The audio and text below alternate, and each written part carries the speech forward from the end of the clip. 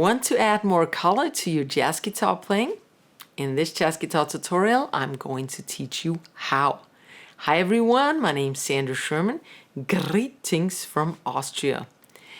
In this video, I'm going to teach you how to use so-called superimpositions. These are arpeggios that are being played over other than their related root chord. I'll teach you not only the theory behind it, but also how to combine the different arpeggios and how to make them rhythmically interesting. I'll show you note for note, slow and easy, and I've also made tabs for you to download from the description box down below the video. Don't forget to hit return to merchant at the end of your lesson because it's an instant download. All right, let's get started.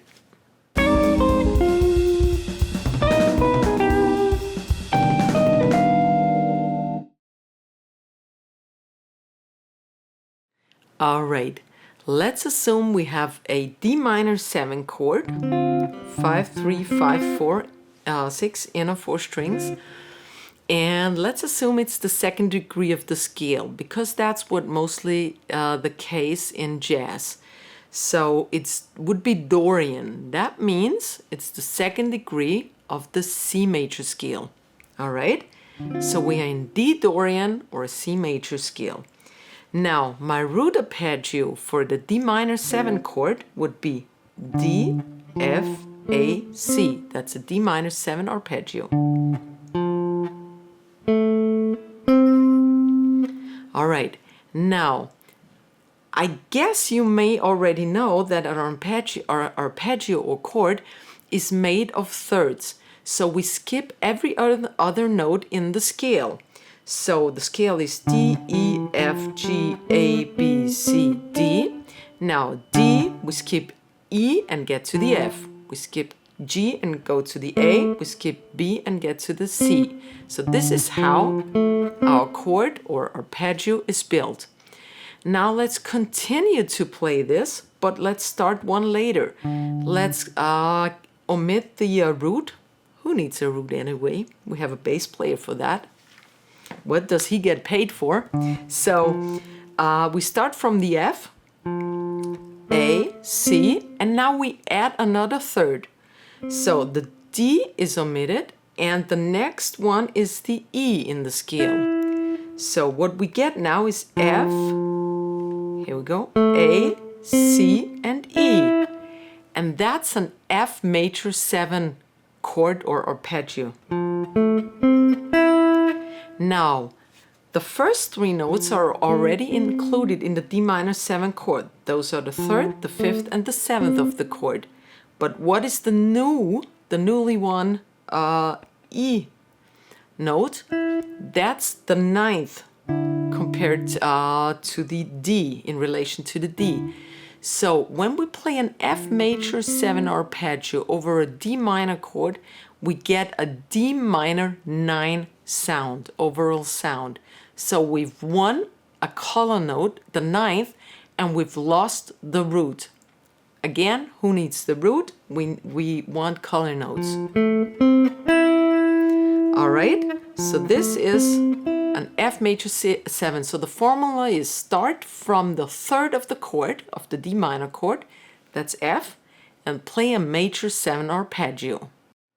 Now let's create a nice jazz line by combining the superimposition, the F major, so the superimposition from the 3rd, plus the root arpeggio.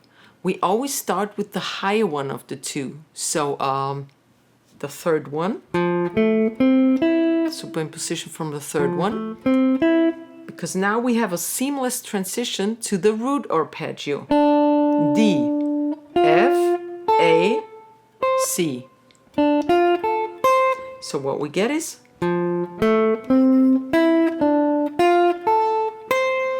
well, that's nice, but a little boring because it's only eighths, and it doesn't have any chromatics in there. So let's add the extra fun to it.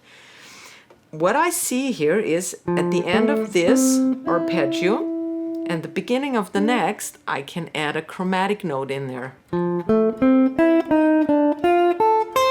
But that sounds odd because now I have 9 tones.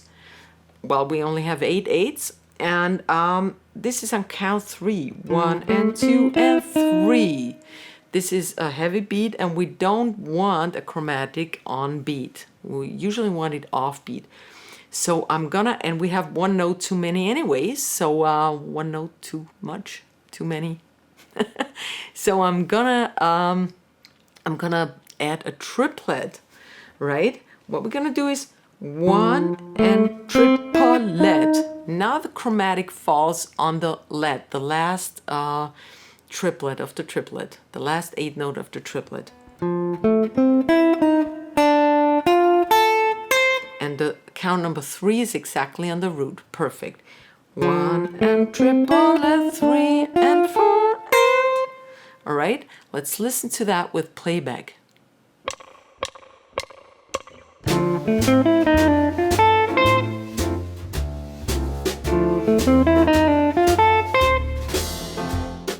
Now you can of course reverse it also. So you can start on the D minor, chromatic, to the F major 7. It's the same thing, just the other way around. 3, 4.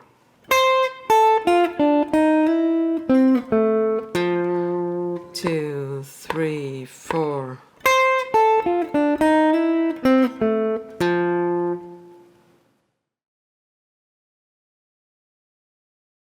All right, let's continue our concept and start from the 5th of the D minor 7 arpeggio or chord.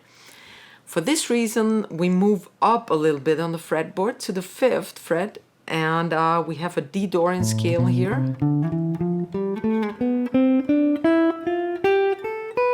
And our arpeggio, D minor 7 arpeggio is here, D, F, A, C.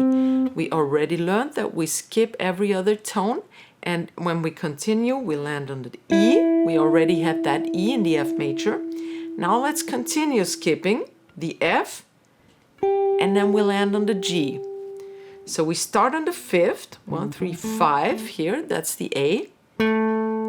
Skip a note, skip a note, skip a note. And now what we get is an A minor 7 chord. A, C, E, G. So that's an A minor 7 chord, but what additional coloring tone have we won now? We already had the E, and that was the 9th of the D. Now we won the G, and that's the 11th. So what we get is a D minor 9/11 sound, overall sound, as soon as we play an A minor 7 over a D minor chord. All right? Let's make some lines with this again. So for our line, we start with the higher of the 2 superimpositions, and that would be the 5th, starting from the 5th, A minor 7, and that gives us a smooth transition to the lower of the 2, which is the one from the 3rd. That was F major 7. F, A, C, E. So, superimposition from the 5th, A minor 7. Superimposition from the 3rd, that's the F major. Now we combine it again. There is always a gap of 2. And so we have a chromatic between the last note of the first one and the first one of the last one. And we have to use triplets again. So here we go. 1 and triplet is the chromatic. And on count number 3, we start the F major. And the same goes in reverse. F major, triplet, and A minor 7 reverse.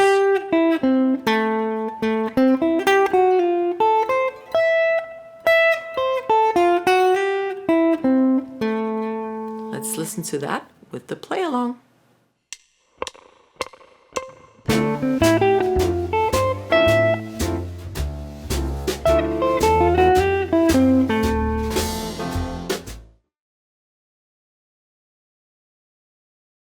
So let's continue our concept one last time. This time we start on the 7th of the D minor 7 arpeggio. Let's go down there again where we started at. D, F, A, C, that's the 7th of the D minor 7 arpeggio. And now we skip tones again, but let's move down. Let's transfer this to the lower C. We skip a tone, we get E. We skip a tone of the scale, we get G. We skip a tone and we get B. So C, E, G, B, and that's a C major 7 arpeggio. So the formula is start from the 7th and play of a minor chord and play a major 7th arpeggio. And what you get is a D minor 7, 9, 11, 13. This is the 13. We didn't have this one before. This only works in Dorian mode on the 2nd degree of the scale, all right? If you're in Aeolian or something, we don't even have a 13. We would have a flat 13. So that works only if you're in Dorian. C major 7.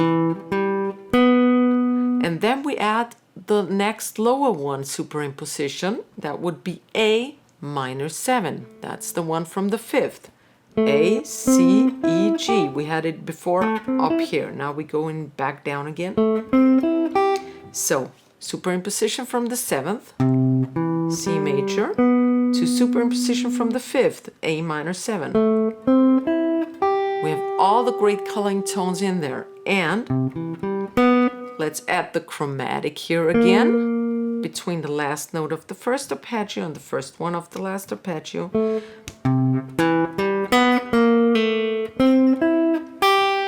And vice versa.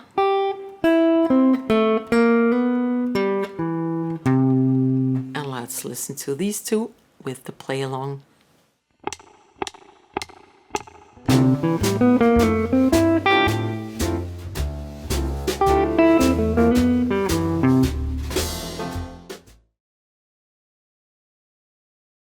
Now go and practice all this stuff, and I'm gonna show you how quickly. Put all the learned superimposition lines through the cycle of fourths. How can you do that? First you have to find a reference point. Let's take the last line from the 7th, the superimposition from the 7th. Your reference point is the D minor 7 chord, okay? This chord, not any other chord, this voicing. You start, the 7th is 2 frets below the root, so your line starts here. Chord is here, line starts here. Now you put it through the cycle of fourth horizontally. So that means a fourth from D minor is G minor. All right. You start 2 to the left. That's a whole tone, the 7th. All right. Next fourth is G is C. That's a little low. Let's go up. 2 to the left. And so on and so forth. Practice through the cycle of fourth horizontally for each of the 3 lines it was. Superimposition from the 3rd, from the 5th, from the 7th. Yeah, 3 lines. Go practice. Superimpositions are used by every great player, like Charlie Parker, for example. And I have a video with Charlie Parker lines somewhere up here in the suggested videos. Go check it out. If you like my video, please give me a like, share the knowledge, and subscribe to my channel. I see you next week. Servus, Baba.